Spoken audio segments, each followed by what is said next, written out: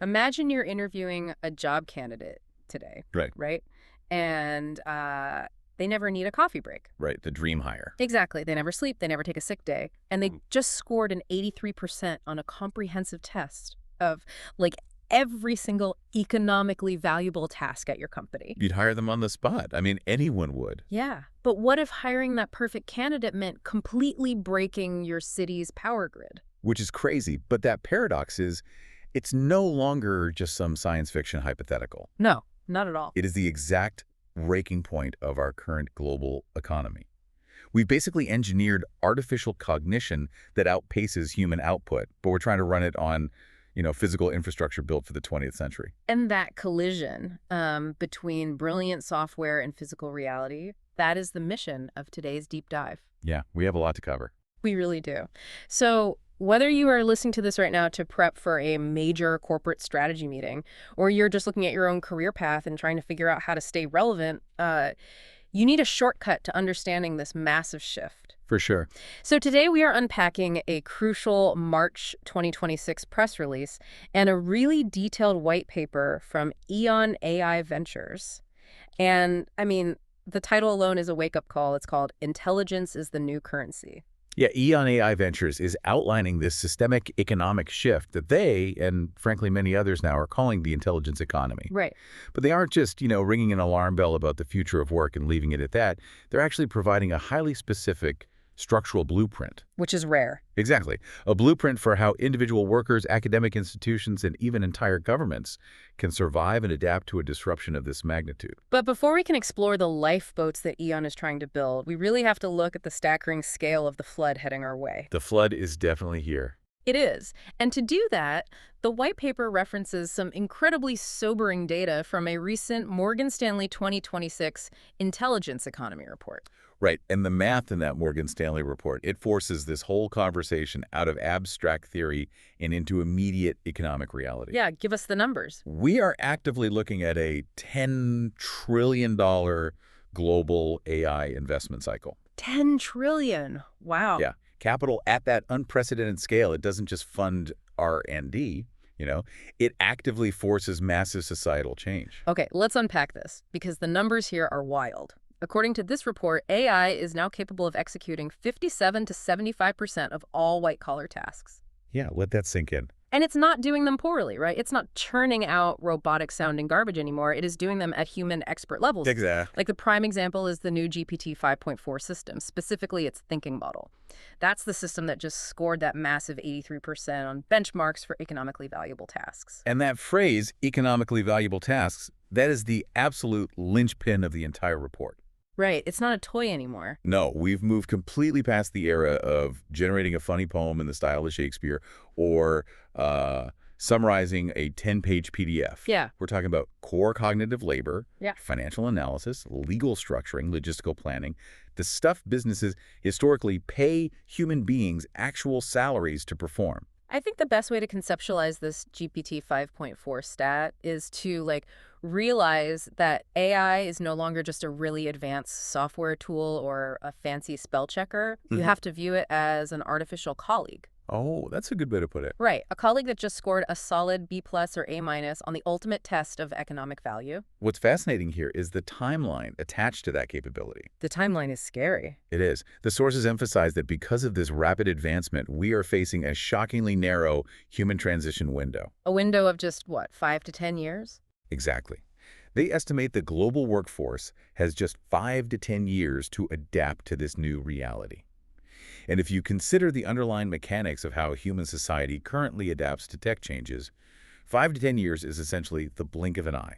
Because our legacy systems are built for a completely different speed limit. Right. Just consider the multi-year university model. Oh, man. Yeah. By the time an academic institution identifies a massive skills gap in the market, designs a 4-year curriculum, gets it accredited, enrolls a freshman class, and finally graduates them, The AI has already moved on. the models have evolved 3 or 4 generations by then. The traditional education cycle is just fundamentally, mechanically too slow to catch up with the machine intelligence cycle that iterates in months, not decades. But there is a fatal flaw in this Morgan Stanley data, or at least a massive physical roadblock. The power grid. Yes, GPT 5.4 might be an absolute genius, but a genius brain requires a massive amount of calories, and right now we are starving it. We really are. This brings us to a fascinating physical reality, right? AI isn't just threatening white-collar jobs, it's hitting a massive hardware wall, and it's physically breaking the economic ladder. And the structural implications of this hardware wall are severe. The global expansion of all this computing power is causing a massive power shortfall. Right. The white paper points to a global deficit of 9 to 18 gigawatts of electricity. 18 gigawatts. Yeah, and to put that into perspective, 18 gigawatts is roughly the equivalent power capacity of over a dozen large nuclear reactors. Wow. And the AI industry needs that power essentially overnight. Wait, I have to push back on this narrative for a second with a critical observation. Okay, go for it. If this AI is so incredibly smart, if it is scoring 83% on tests of economic value, why is it being tripped up by something as basic as the power grid? That's the irony of it. It feels like we've engineered a massive fleet of supersonic jets, but we completely forgot to build enough runways and gas stations to actually fly them anywhere. The supersonic jet analogy captures the exact blind spot that governments and corporations are waking up to right now. Yeah. Because AI is a digital product, yes, but it is entirely dependent on physical, heavy industry.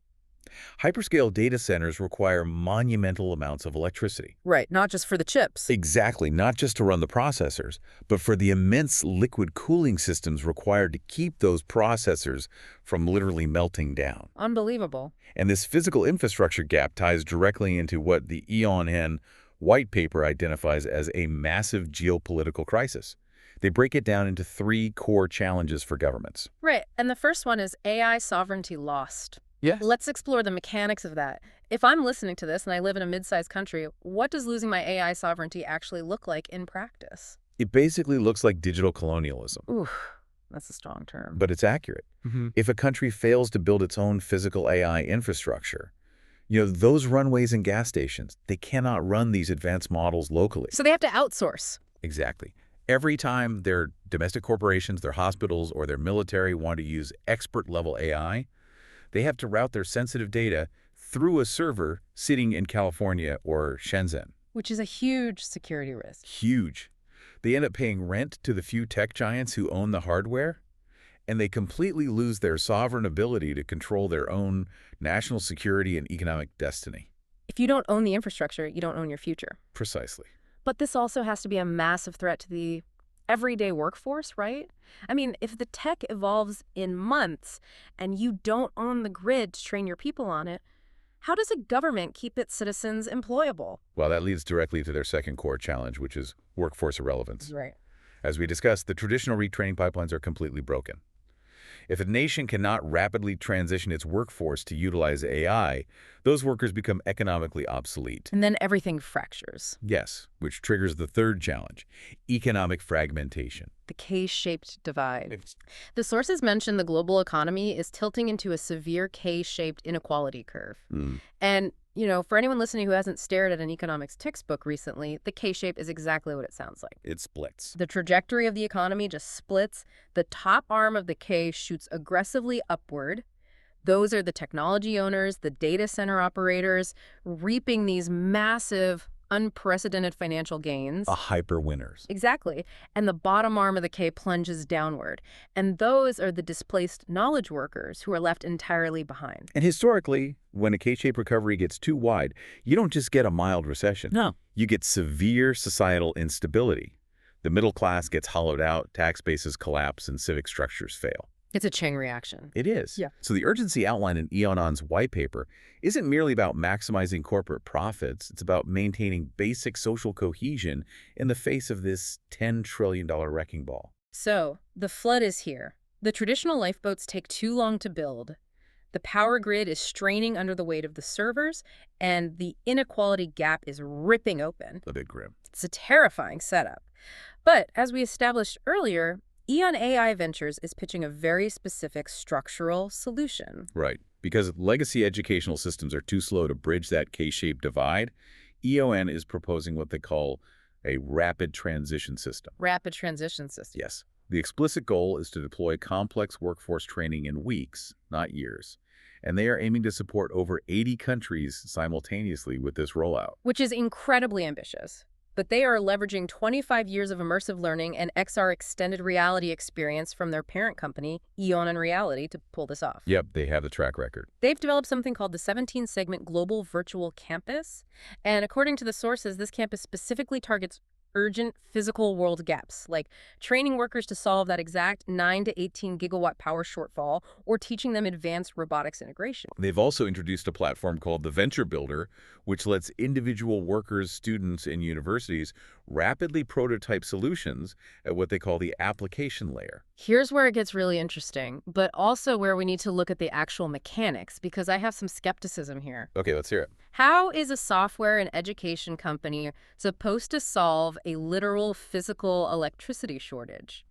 Training people in virtual reality doesn't build copper wire and transformers. True. Can you truly take a displaced, mid-level accountant and retrain them for a critical physical infrastructure role in a matter of weeks? If we connect this to the bigger picture of how extended reality functions, the mechanics actually make a lot of sense. Okay, how so? The goal of the 17-segment campus isn't to take that accountant and turn them into a foundational AI researcher or a master electrician tasked with building a power plant from scratch. Right. The solution lives entirely in that phrase you just used, Really? the application layer. The application layer being the space where AI actually interacts with the real world to generate value. Precisely. Eon's Venture Builder is designed to let everyday workers act as sovereign contributors. Sovereign contributors, got it. You don't need to know how to code an AI's neural network using Python. You just need to know how to apply the AI's vast capabilities to a specific, urgent, real-world niche. So using the tool, not building the tool. Exactly. When you put on an XR headset, you aren't just reading a PDF manual about grid maintenance.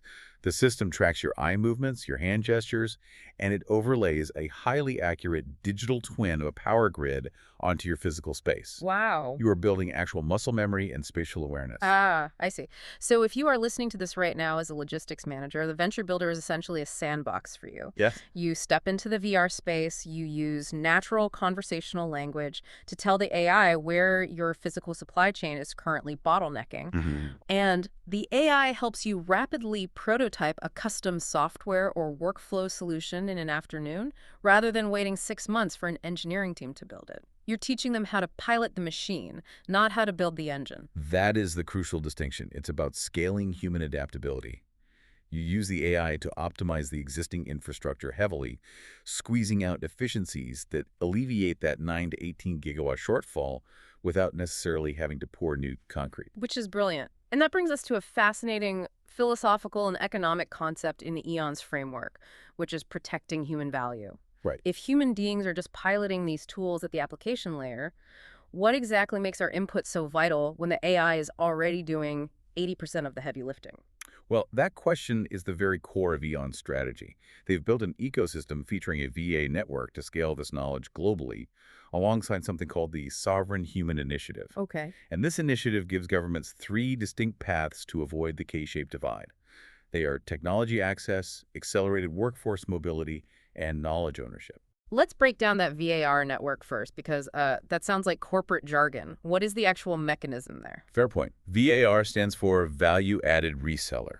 Okay. So instead of trying to force every country to log into a centralized server owned by Eon, they're creating a global franchise system. Oh, interesting. Local universities, local governments, and local institutions can take Eon's AI platforms, add their own culturally and geographically specific knowledge to it, that's the value-added part, and distribute it locally. Ah, so it solves the digital colonialism problem. Exactly. It keeps the knowledge and the economic benefits within the sovereign borders of that country. Which feeds perfectly into the concept of knowledge ownership. Right. Because the white paper draws a massive distinction between generic AI and enterprise AI. Generic AI, the kind of consumer-facing chatbots most people play with on their phones is incredible, but it only delivers about 80% quality. Exactly. It's a toy compared to enterprise needs. Eon explicitly points out that high-stakes enterprise operations require 100% precision. Right. So what does this all mean? Let me try an analogy to map this out for you listening right now. Generic AI is fantastic for writing a first draft of a sensitive corporate email or Hmm. brainstorming a marketing campaign. Sure. That is the 80% zone. But you absolutely cannot trust a generic, hallucination-prone AI to blindly wire a new nuclear facility, Please don't. right? Or manage a live power grid load, or finalize a high-stakes legal merger. That requires a 100% precision.